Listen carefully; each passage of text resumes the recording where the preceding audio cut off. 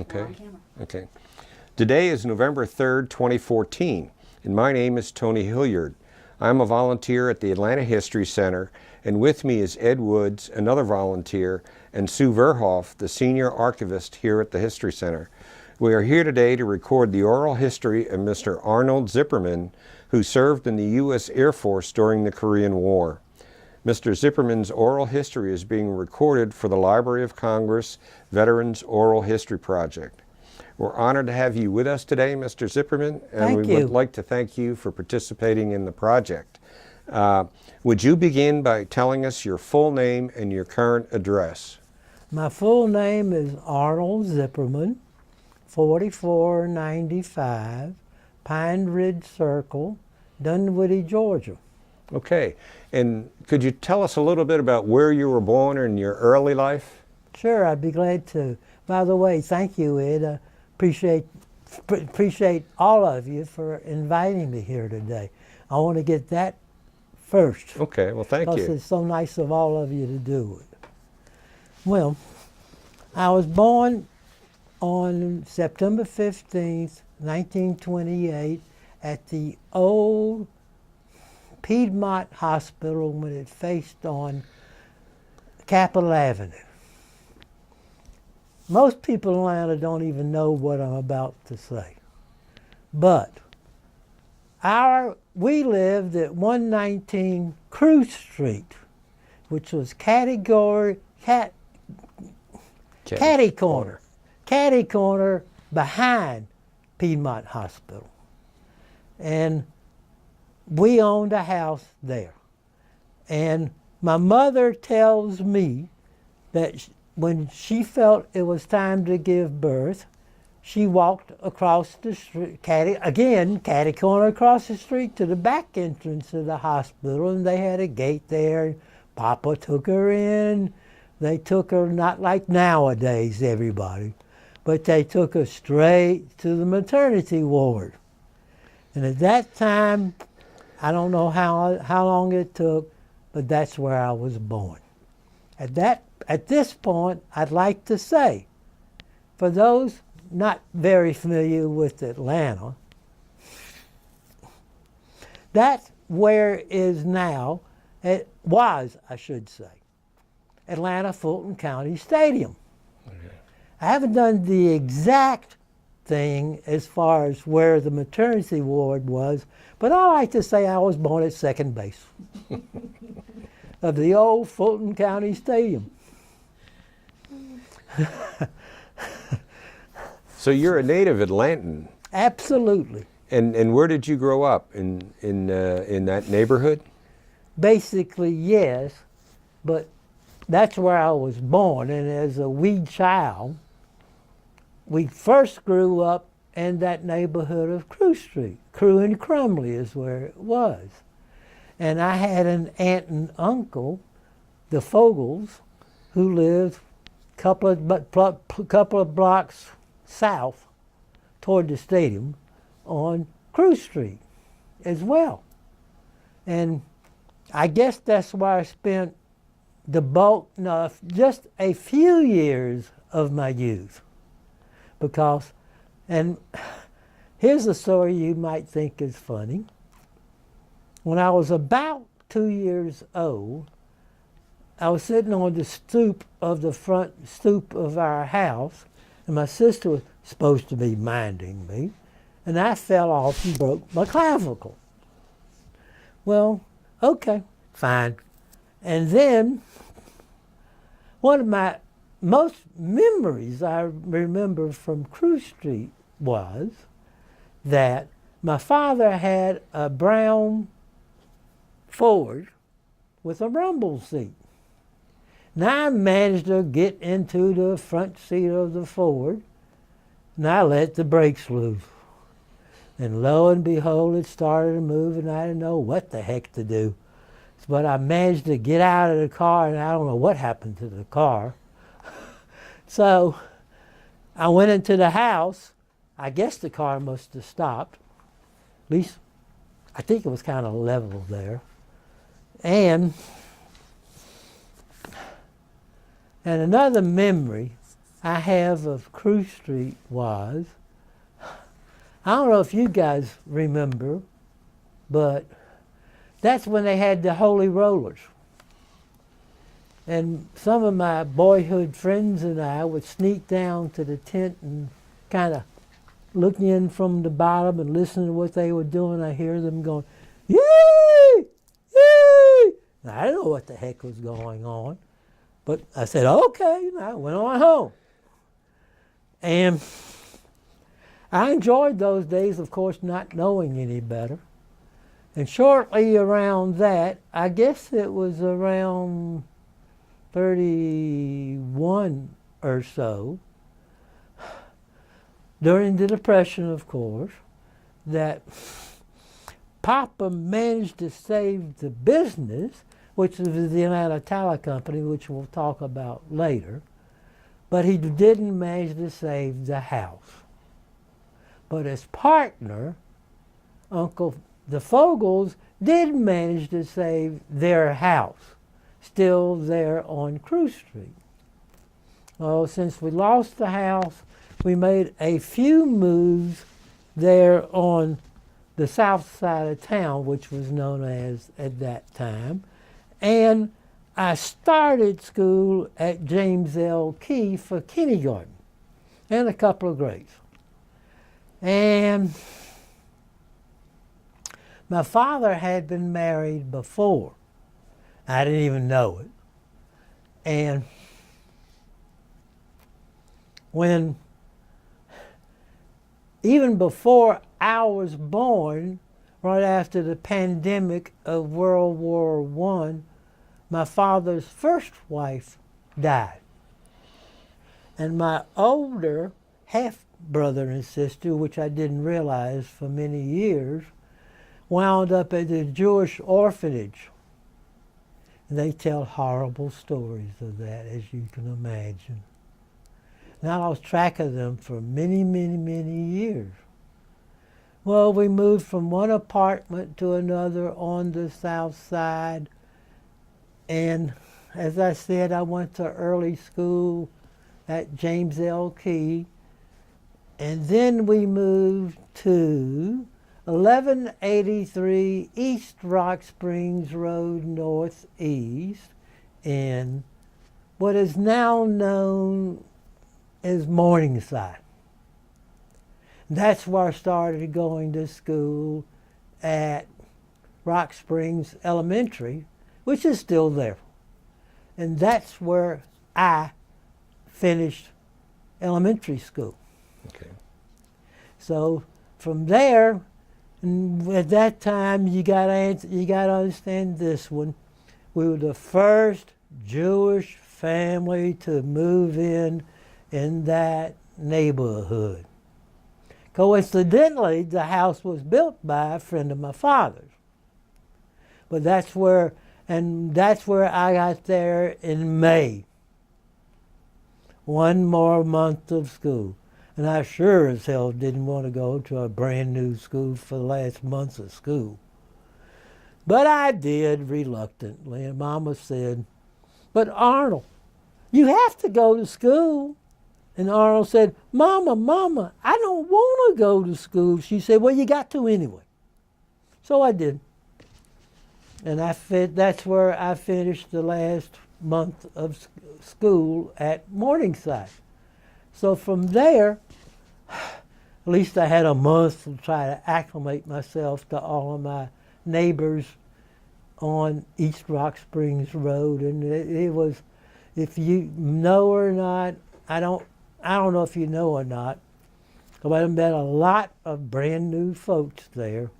And having met some brand new folks there, took me a while to find out a little bit about who I was and where I was, and a lot about the neighborhood as well. So, Where did you go to high school? Boys High. Oh, you skipped something. I went to junior high first. Okay.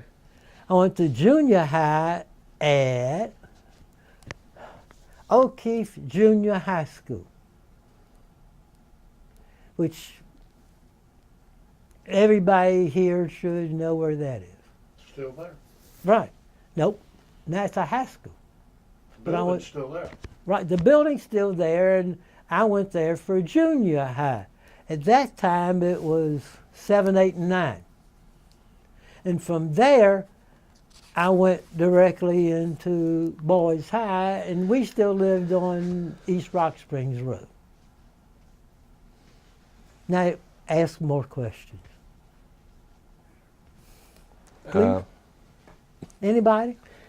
What was your high school experience like? Did you go into the military after high school? Long after high school. Well, what did you do between the time you graduated from high school? Let me go back to high school a little bit. Okay. And Boys High at that time was on the same campus as Tech High. And we had the portables at that time facing Lanier Boulevard.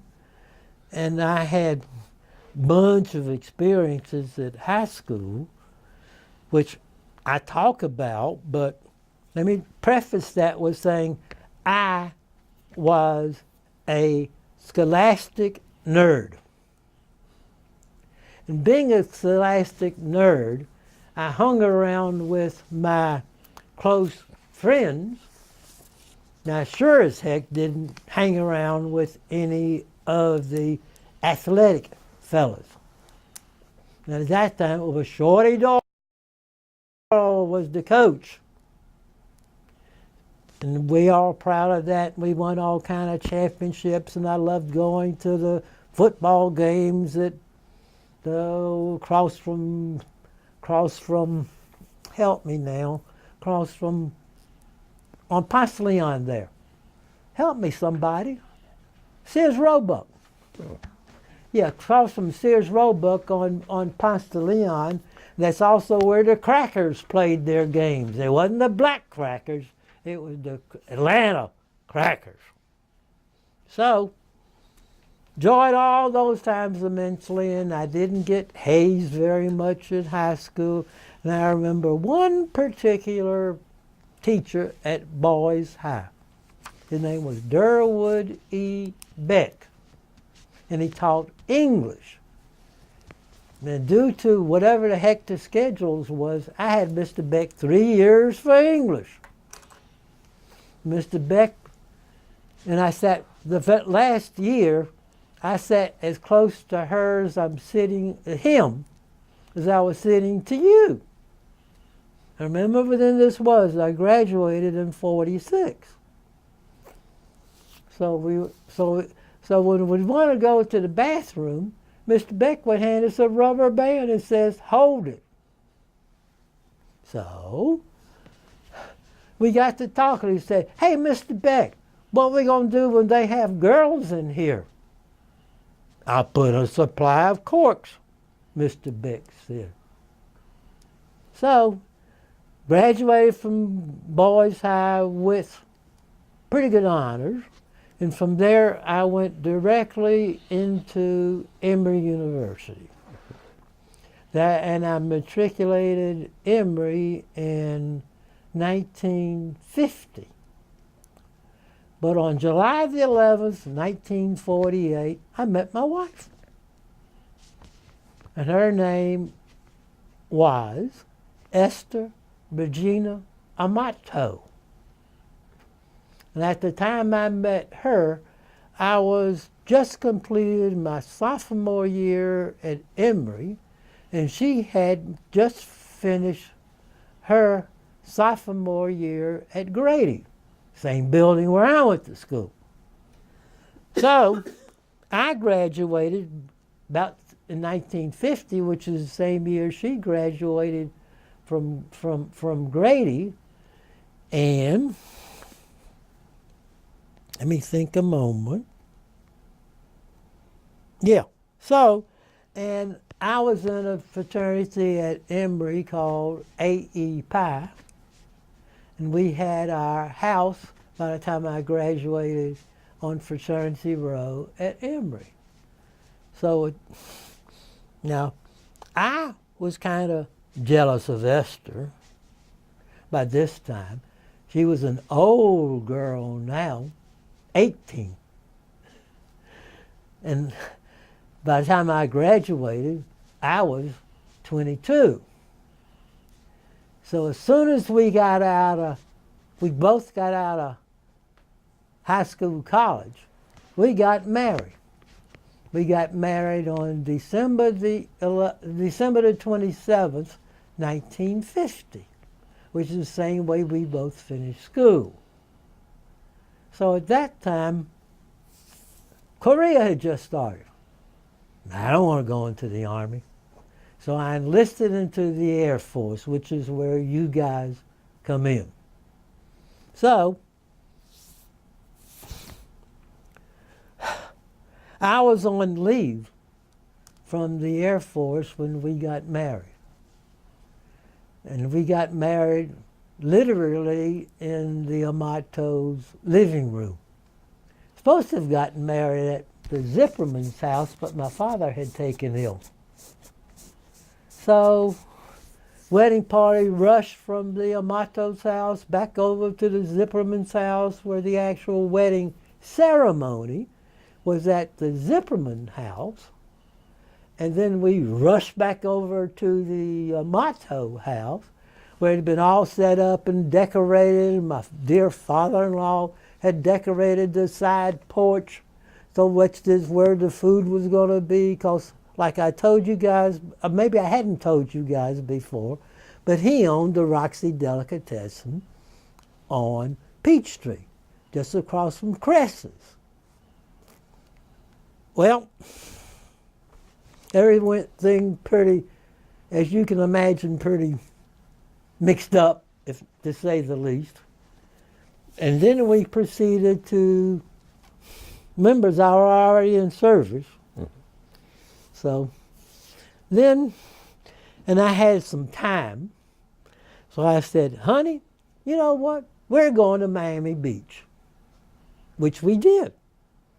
We stayed at a Delito hotel with all the trimmings and everything, and I rented a powder blue, brand spanking new 1950 Cadillac convertible.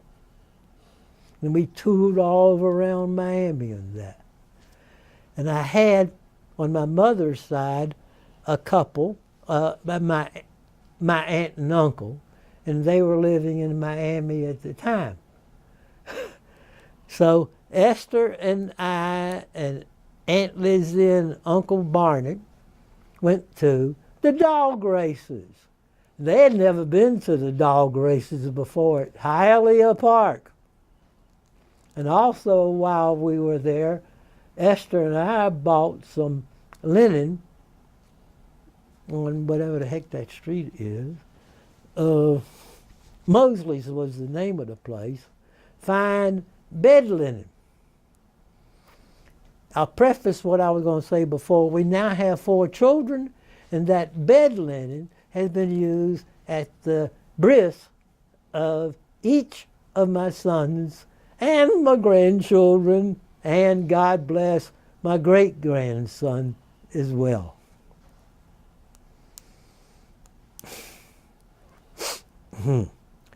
So when did your wife go with you to your military duty station? That's a yes and no, and let me explain. Okay. After we honeymooned in Miami, my duty station at the time was Francis E. Warren Air Force Base, Cheyenne, Wyoming. Okay, and I made arrangements for her to come with me for that. And she did. And I'd rented a basement apartment in Cheyenne, Wyoming in December. So we took, that was by train because there wasn't anything else running. We stopped through Chicago, and we stopped in Chicago and continued by train to Cheyenne, Wyoming, to Francis E. Warren Air Force Base. Now, this beautiful basement apartment had in it, and now I'd like to demonstrate just a little bit, if I may. What I had provided for my wife at that time was a rolled up metal mattress. And I just flung it on the bed, the basement apartment now. So, okay. And got the heck out of there so I could get back to Atlanta for our wedding. Esther came with me. And I do have some pictures, not necessarily with me, of our wedding and our send-off from Terminal Station, and then we were on the train. We stopped in Chicago just a while because that's where we had to change trains. Then on our way to my duty station, which you had asked. Mm-hmm. Okay, here comes my 18-year-old bride. Remember when I told you I met her? She was 15 and I was 19. Now she's 18 and I'm 22. We'd been going together for 2.5 years. And here we come into this delightful apartment I arranged for her.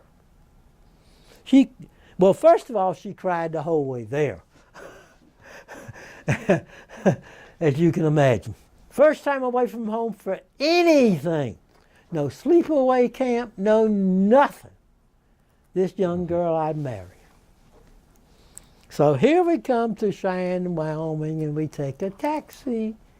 And we get out at the place, and landlady shows us again how to get downstairs, which we had to go around the back to get in the basement apartment. Well, Esther walks in and she says, honey, what's all this? I said, that's the best I could do under the circumstances, honey. And she says, okay, remember we're newlyweds. Well, first let me describe the apartment a little bit. It's not quite the size of this room, the whole darn thing. And everything is in there, even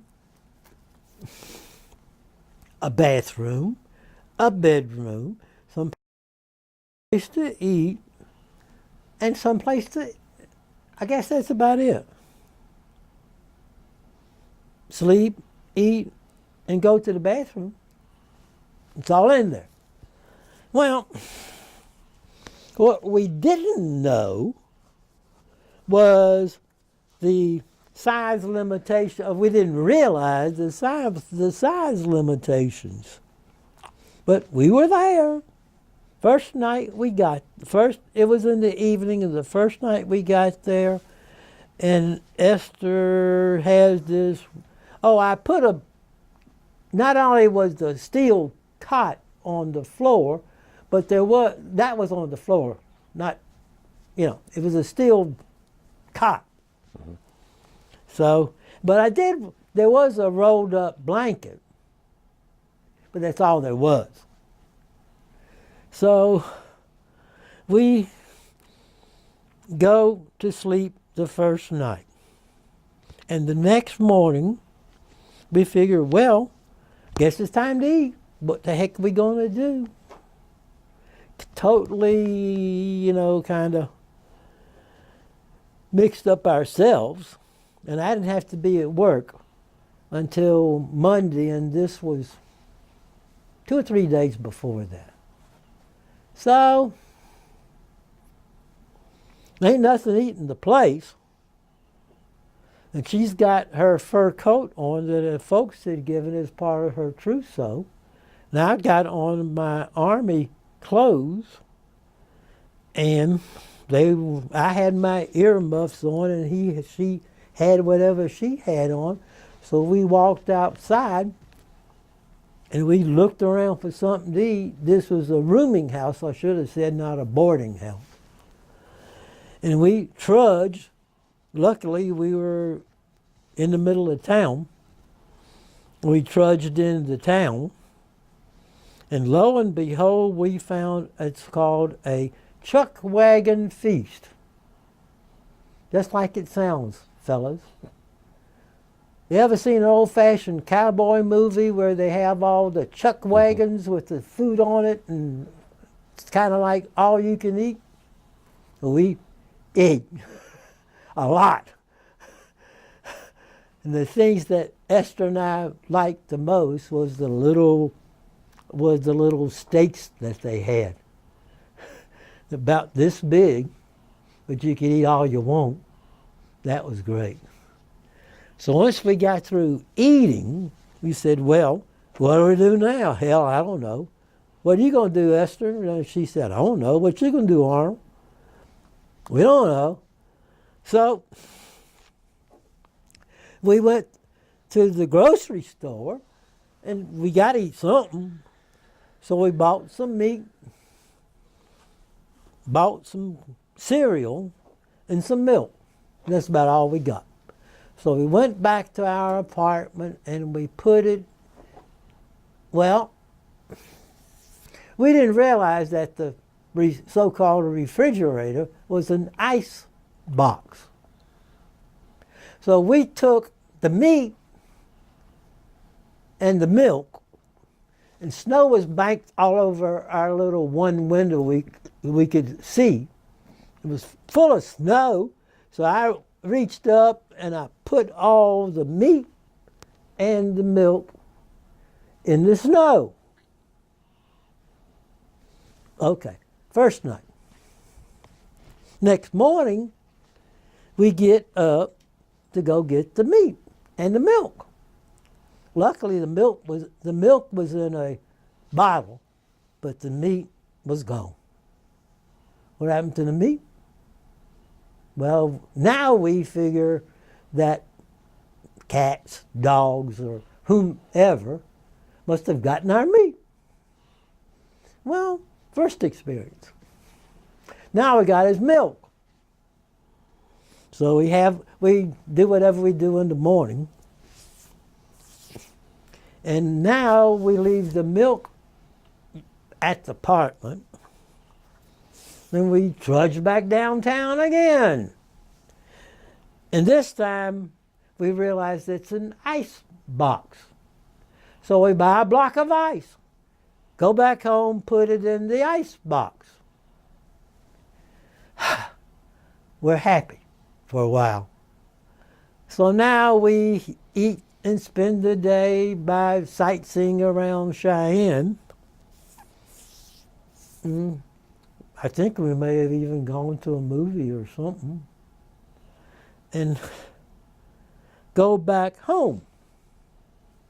No, we spent that whole day. And then we spent the night.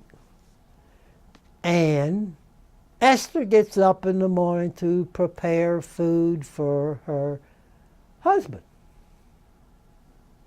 Okay. Now, I lay in the bed, of course. Now, Esther has on her white satin slippers and her beautiful silk satin something, wedding outfit. And she gets up, and the floors are all wet. And she trudges through the wet floor and goes see what's wrong. But I told you, it's an ice box. And it melted and spread all over the place. Well, we get through that disaster. And eventually the weekend comes. And I have to go back to school. Teletype school, by the way. I love using this word due to the exigencies of the service, which is a lousy way of saying due to do whatever the heck the Air Force wants to do. Exigencies. Probably never heard the word. So, leave her at home and I take the bus and I go back out to the base. I forgot exactly what week in my teletype training this was, but we managed the rest of the time there, like I told you. And I finished teletype school. And at that point, the Air Force was giving out corporal stripes just to the top 10% of the class, which I qualified for and got. I figured out, well, if I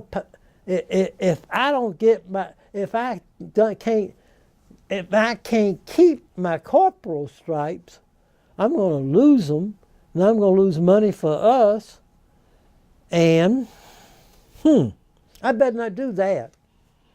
So Esther, God bless her, sewed on my brand new corporal stripes, because I just got them herself. So I got corporal stripes. Fine.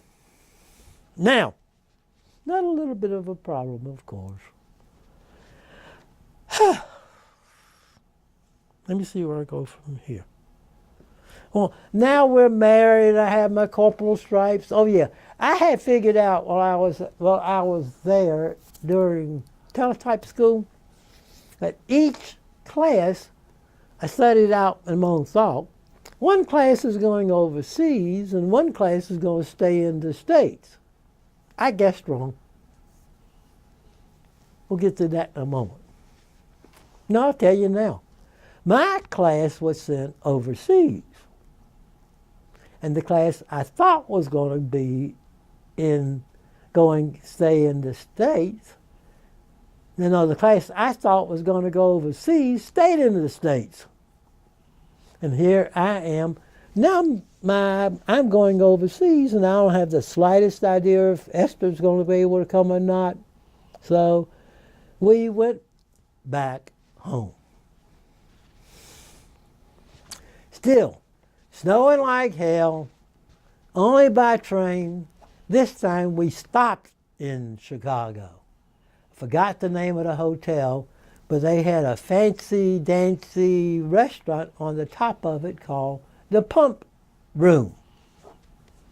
And I know I'm going overseas and I could care less about money at the time. So we went to the Pump Room and delightedly ate on Chateaubriand and Cherry's Jubilee. And when we got back down, at that same Pump Room, I even bought some fancy candy for Esther's folks and my folks. That's what kind of preempted that thing I told you about before about when we went to Miami. So, came back home, no trains. This time we had to go around our elbow to get where. And we wound up in Cincinnati and who the heck knows where before we got home. And I had this delay en route that I told you about before, and that's we did what I told you about before. So at this point, where do you want me to go from here? So your wife came back to Atlanta? Right. Where did you go overseas? I went overseas, wound up overseas at Wiesbaden, Germany. And that was the home. And by that time, I was in what is called AACS, Airways and Air Communication Service, by way of, and I was already a corporal. Mm-hmm. And they sent me directly to AACS quarters in Wiesbaden which is the same place where the USAF headquarters was. That's where I stayed there for about 4 months. What was your job? You were a teletype operator, but what was the information that you were working on? I never went online because by the time I got to Wiesbaden, the Air Force and all of its, I'm not exactly sure what word to use here. They looked at my service record and saw that I had just graduated from college.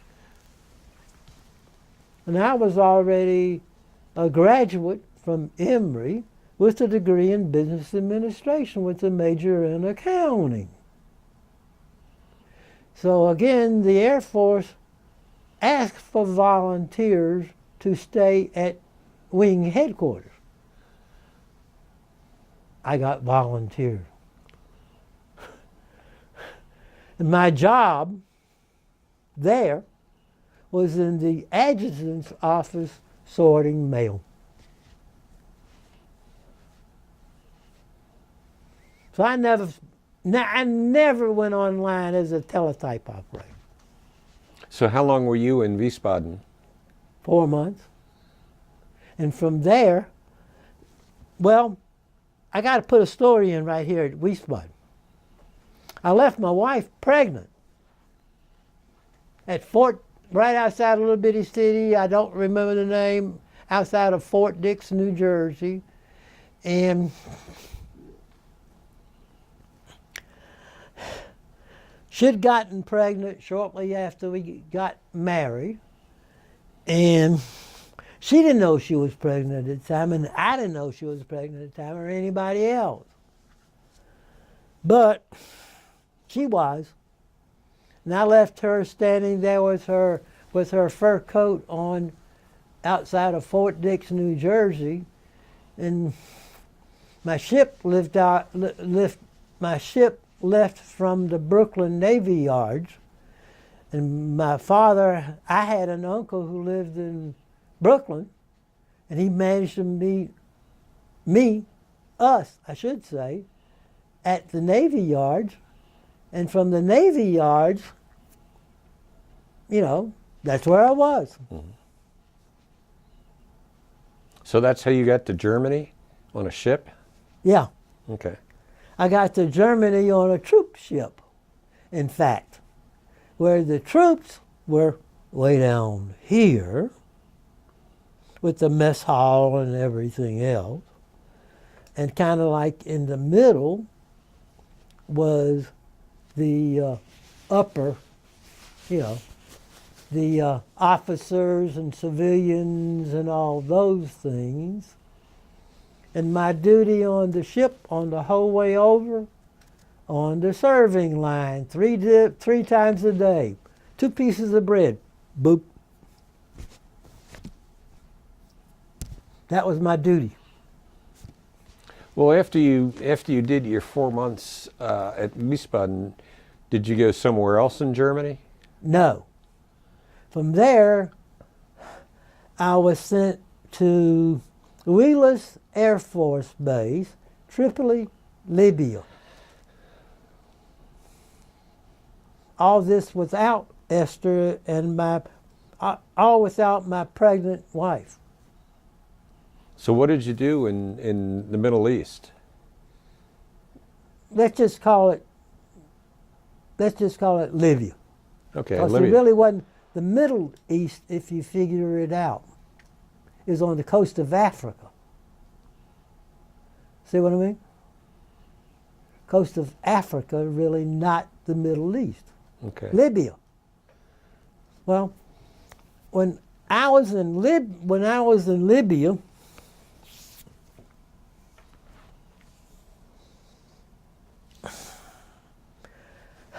enjoyed the heck out of myself is what I did basically, because I was an NCO with my 2 stripes. Mm-hmm. Had access to a Jeep whenever the office crew, which I was, wanted it. We could go to the NCO club for our gin and orange whenever we wanted to. I could play golf basically anytime I wasn't on duty. And I did and all the above. And I find this an interesting story at this point. Remember, folks, I'm Jewish. Okay. And we had outposts at that time from our squadron in, let me see now, Ankara, Turkey. We'll just leave it there. Just people in our squadron who were stationed there. And this is a specific story that I want to tell. I didn't go there, but I know this is true. At Ankara, Turkey, in 1952 or so, a Jewish chaplain with his cross Star of David on came to the base in Turkey. And as soon as the Muslims saw his Jewish star, the base was emptied of all of them.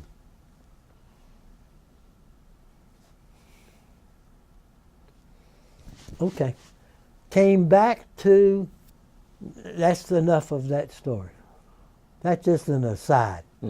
I was a personnel clerk in answer to your previous question.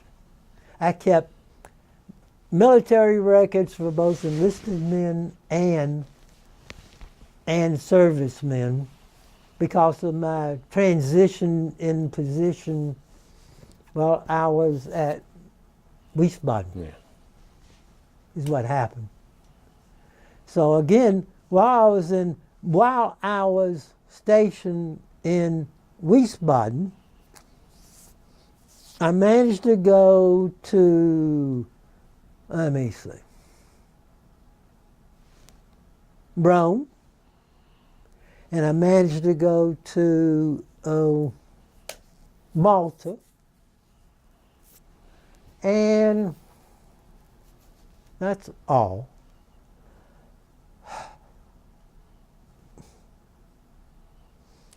I left out some other stuff, but let's continue with the story. But did I note somewhere that you were present when a defection took place? When a Russian aircraft and pilot defected? Not exactly. Let me tell you about it. Okay. This, again, I call this one kind of interesting too.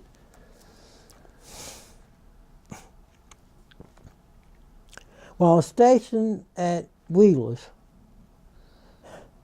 all of the air police were transferred at one time.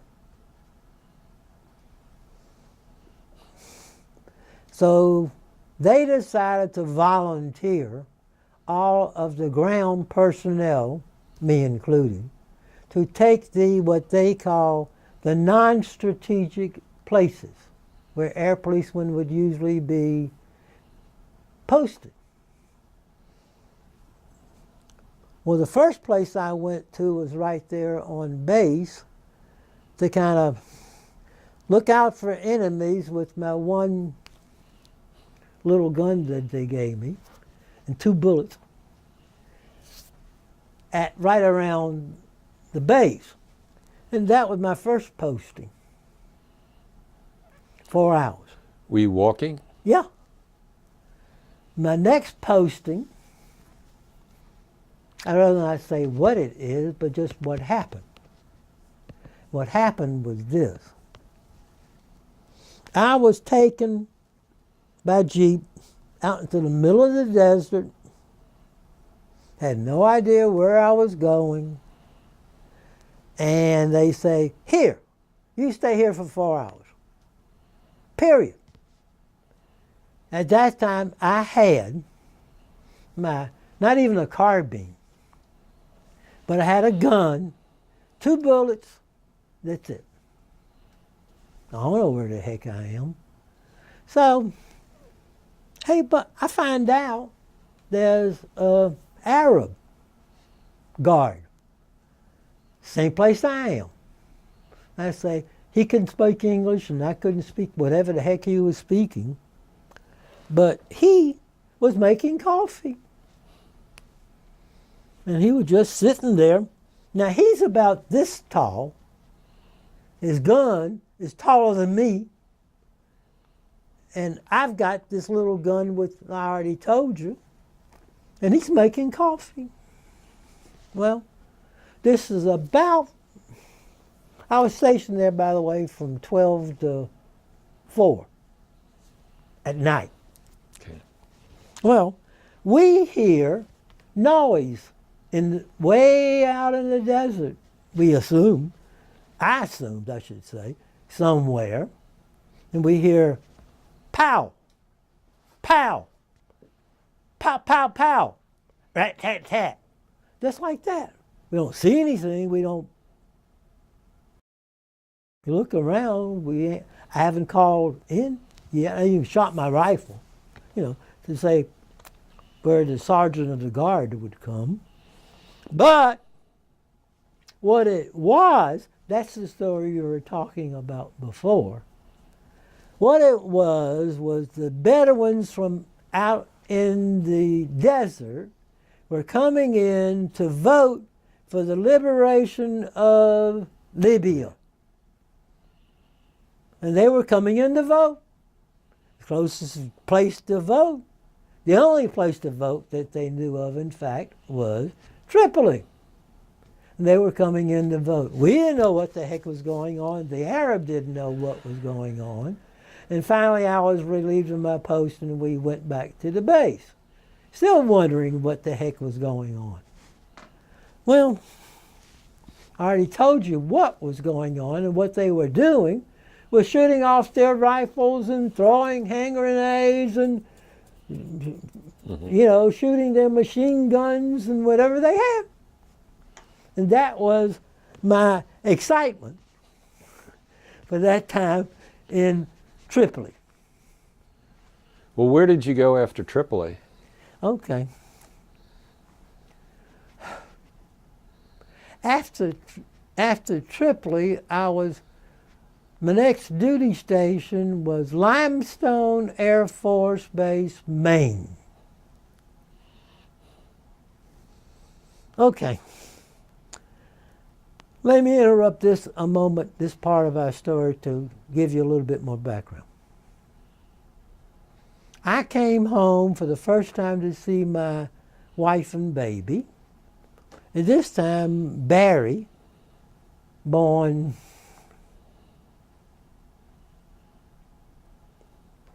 October the 26th, 1951, had already been born, of course. I was overseas for a total of 19 months. If you add it up, it adds up. Right before she left, 15 months overseas, added up, 19 months. So I fly home on a military plane with bucket seats, those kind of seats. We land in Boston. From Boston, I take a commercial plane to New York. And in New York, I take the plane to Atlanta. Now, I had promised my wife that I'd be home for the holidays. Particularly, I wanted to be home for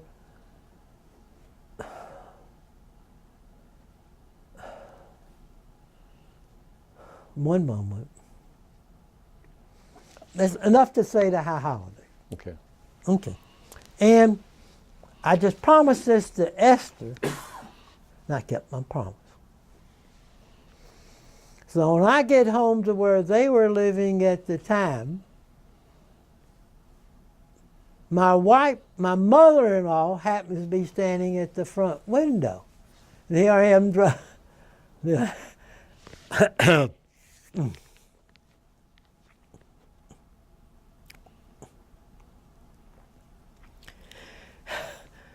and she goes, "Oh, asked her. What? She runs to the window. She sees me getting out of the taxi. I get out of the taxi and make my way to the house. By that time, they had gotten over part of their bewilderment. No, they hadn't. I'd gotten all the way up to the door before they even got down to the steps of the front door. And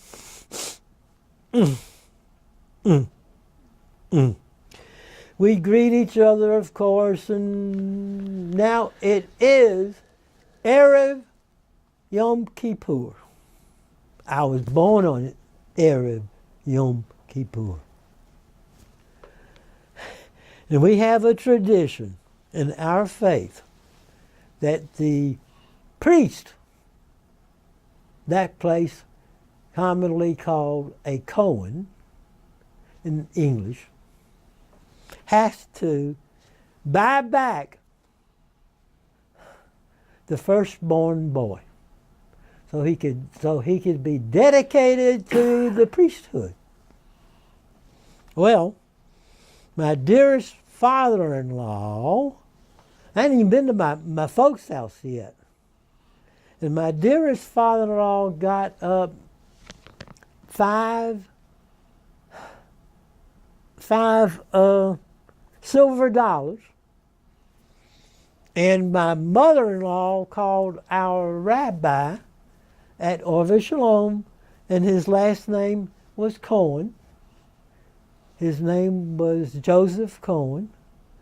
And he came rushing over the house on Erev Yom Kippur, the afternoon of Erev of the holiday, to buy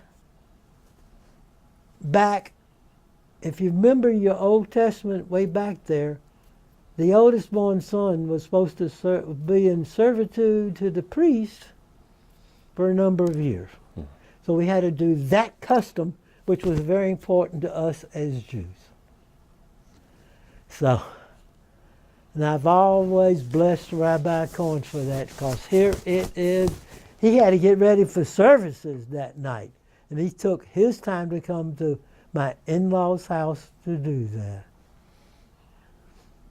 And remember, I'm still in service. So, okay, get in touch with my folks and everybody's holiday, and here it is, our most prestigious fast day of the year. And everybody got changed plans and all that kind of stuff. So that's where we were for that story. Well, when did you leave the military? Not until 1954. Okay. And what did you do after you left the military? That's going to take some thinking. I've been so involved in this other stuff. Let me get more involved in that. What did I do when I got out of the military? Well, I went to work at our business, the Atlanta Tire Company. That's what I did. And what did you do there? Well, started out as the office manager, and eventually became the chief operating officer. That's what. And what year were you the chief operating officer? Let me see. In the late 50s, early 60s. Okay. May I digress from that point? Sure. Okay. During this time, I don't know if you guys remember or not, but this is again late 50s, early 60s, and we wound up selling the business in 77, and I stayed with the business the whole time. And during this time, a couple of things happened. We had a wildcat strike, and And my employees kept coming to me and says, "Hey, Miss Arnold, what are we supposed to do?" He says, "I don't know. You the guys made the strike. You guys figure it out at first." We let that stew a while. Finally, they came back, and I quit using the Mr. now. It's just an address that they usually use, black or white, by the way. And by that time, we were in deep union negotiations with, of all things, the Teamsters Union. That's when they pulled their wildcat strike because of that. Well, we managed to beat the union. And we deliberately called for checkoff. And what checkoff means, we know who signed up for the union, but our employees don't. So, the next time they came asking about what we was going to do, and I said, "You know, it's your union, you don't have to stay." In the meantime, we were charging union dues. As soon as we got the bill, one after another. By that, they kept getting the bills and had no idea why were they getting there. And I said, "Well, you asked for it. It's only union dues." By the end of the very first year with our fight with the Teamsters Union, they started off with 17 members, wound up with 5, and we told the union to go fly a kite, and we never heard from them again. That's one of the things that happened. We did get some benefits out of that, though. We were able to rehire some of our older employees who weren't union members. That was one benefit. Another benefit. Another benefit was we started using trucks to haul around our stuff with tailgates, which we weren't using before. And we started putting 2 people on the truck rather than 1. And we thought we were then paying our employees a fairly, well, in fact, I know we were. We were paying them a wage relatively the same as anybody else in that kind of business in Atlanta. Go ahead. No, I was just listening. Okay. So how long were you with the company? From what did I tell you? 1954, from the time I got out of service, Okay. to the time that we sold it to a more updated rendering company near Fort Gillem, in fact, Okay. in 1977. Did you retire at that time? Yes. So we sold the business, Okay. but we didn't sell the land. Okay. That's, I think, was the smartest, probably one of the smartest moves we ever made. So you had revenue. Yeah. Okay. Yeah. So what did you do after that? Piddled and fiddled and found out, what the heck am I going to do now? Here I am, a relatively young man, sold my business to a more efficient rendering company, which, by the way, let me stop there a moment. Whereas before we were paying for our raw product,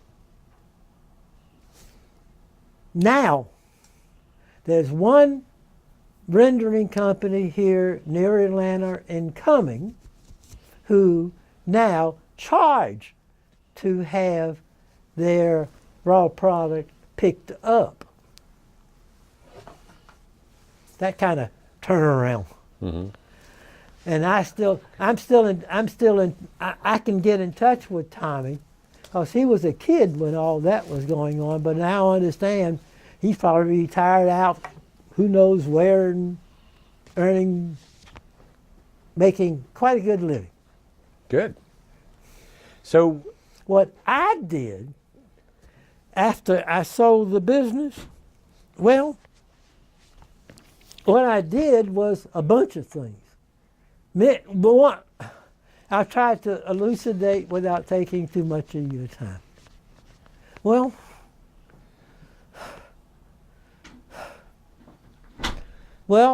had this pot of money, from the company. Yeah. So, one of the things my wife and I did was buy a condo at Hilton Head. That sounded like a nice thing to do. Well, then we tried to rent it out, which didn't rent. And we had furnished it, islandy wise. So now I figured, well, I got to find out some way to make a living. So one of the things I did was I studied to become the first one was a real estate agent. Didn't make any money doing that. So then I passed, by the way. Then I studied and became a certified financial planner. And did very, very good making a living at that. And my buddy and I, and a guy who really knew what was doing, so we tagged along. So one financial plan for a local dentist for $5,000. Okay, so I got my share of that, so that was a little something to, keep drawing. And I was drawing unemployment, by the way, because I wasn't employed.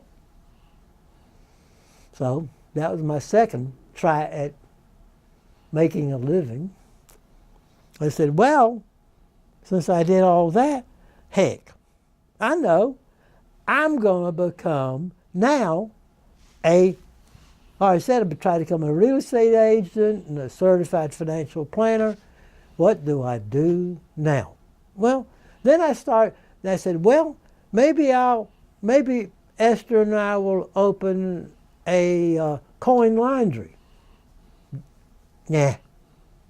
Then we said, well, maybe we'll open a coin. Let's stop at that. Okay. How in the hell am I going to make a living? Damned if I know. So I saw an ad which turned out to be a pyramid scheme.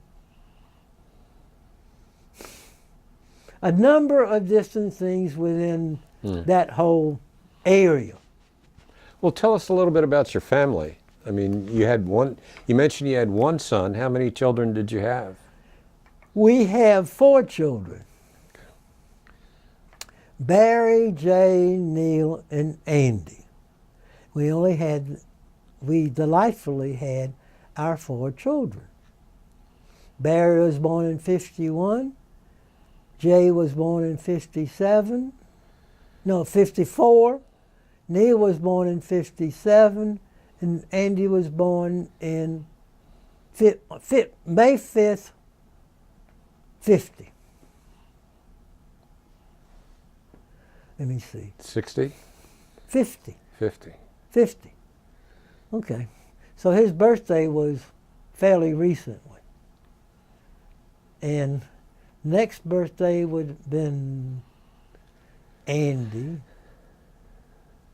Would have been Neil. And his birthday was, as I said, in 57. His birth year was 57. We recently passed that. His birthday. And Jay's birthday was in 54, which is this year, so he'll be 60 this year. And my oldest son will be just turned 63. How about grandchildren? Well, we have a bunch of those. My oldest son has two.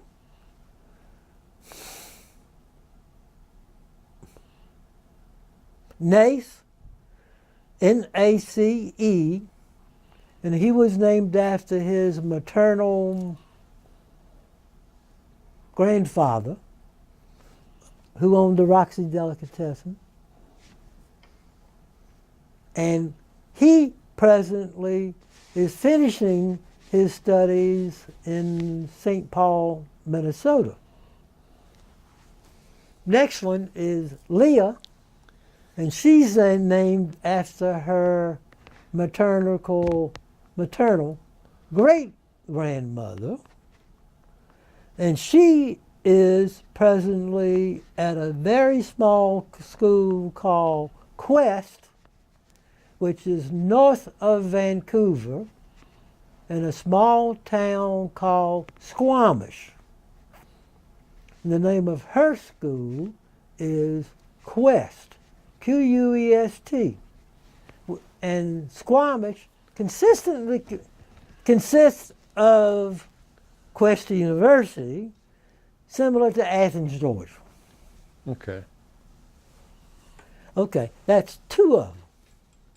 Both of those are grandchildren. Second son is Jay. And by his first wife, he had two children, the oldest of which is Taj. And Taj now has a child. His name is Cain. Let's go back to Taj, T-A-J, by the way. And he's the one in his freshman year at Kennesaw State. And he is 18. Okay. Okay. Jay, second child, Taj,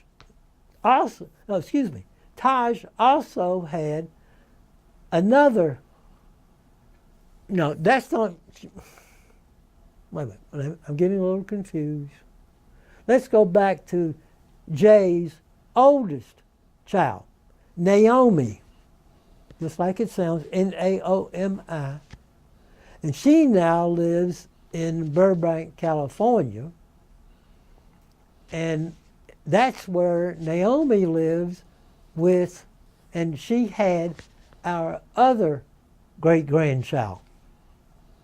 And that other great-grandchild is, her birthday was in April of this year, and now she's 4 going on 18. Okay. Okay. I got through all of my grandchildren. You have not? No, I well, haven't. go ahead. Go ahead. Okay. That only got to Jay. Barry had the 2, and Jay had the 2, and Neil didn't have any, and Andy has 2. Okay. Now,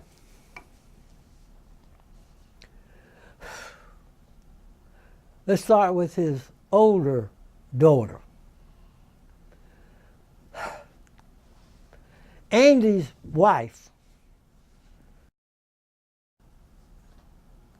born here but of Philippine heritage. She had previously been married to a Chinese guy.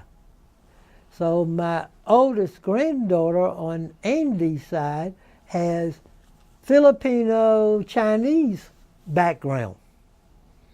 But that father, they got rid of him.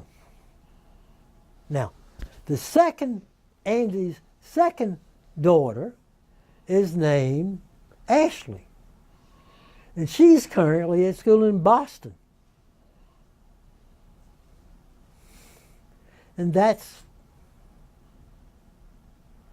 well, so I consider my granddaughter Naomi's spouse as our granddaughter as well. That's why I said some yes, but it takes a little explaining.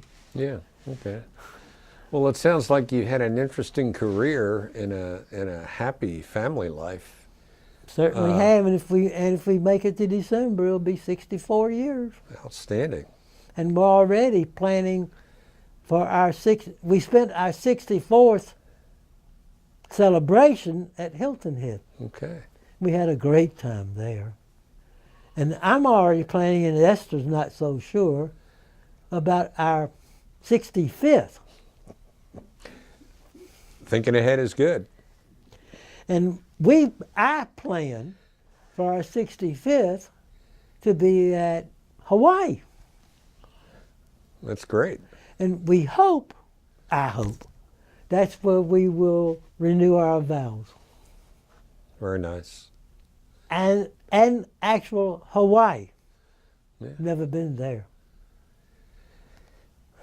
Is there any final comments you'd like to make just about your experience or your life or? Yeah.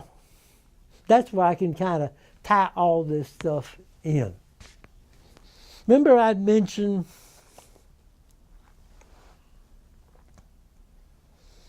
I went to grammar school?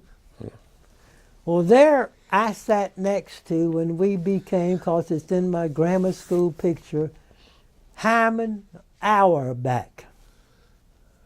And we became best friends there, and now he lives in Israel, outside of Jerusalem. And there, his son made Aliyah long before he did, and has been there about 7, 8 years, something like that. He still wants to come back to Atlanta. But that's where all of most of his children and most of his great-grandchildren live. And they now have 24 great-grandchildren, most of whom live there around them.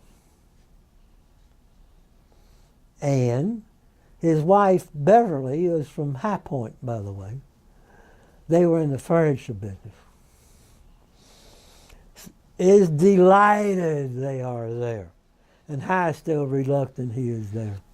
But Esther and I sure do hope one of these days, as part of our bucket list, we're going to be able to visit them in Israel. Because it's very difficult for High to travel. Yeah. Now, let me divert a moment from there. My father was born in a small town in Poland called Bilgoraj, Bilgoraj. That's where he was born. And my mother, all these is a blessed memory, so I won't repeat that. And my mother was born in Providence. But we figure she must have been her mother must have been pregnant at the time, because they came from Lithuania. And that's also part of my bucket list. Lithuania, Poland, and Israel. That's an interesting bucket list. I hope you get to do it all. Thank you. Thank you. Thank you. Well, we appreciate your spending your time with us and telling your story. Certainly. I want to thank you very much and wish you good luck. Well, certainly thank you for having me. And again, let me thank all of you guys here at the Atlanta History Center. And you're right, now I'm about worn out. Okay, yeah. Okay, thank you. Certainly.